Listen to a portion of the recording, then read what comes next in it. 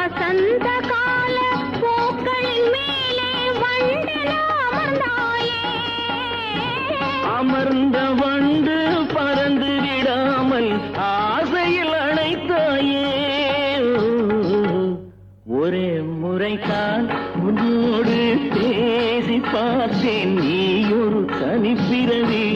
ஒரே மயக்கம் அம்மம்மா, போதும் போதும் ஏன் இனி மறுபிறவி. ஒரே முறைதான்